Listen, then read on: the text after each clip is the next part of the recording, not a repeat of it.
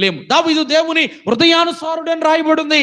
కారణం ఏంటంటే దేవుని యొక్క వాక్యాన్ని, ధర్మశాస్త్రాన్ని ఆయన దివారాత్రం అంటే దినములో 3 సార్లు దేవుని వాక్యాన్ని ధ్యానము చేస్తూ మొరపెడుతున్నాడు.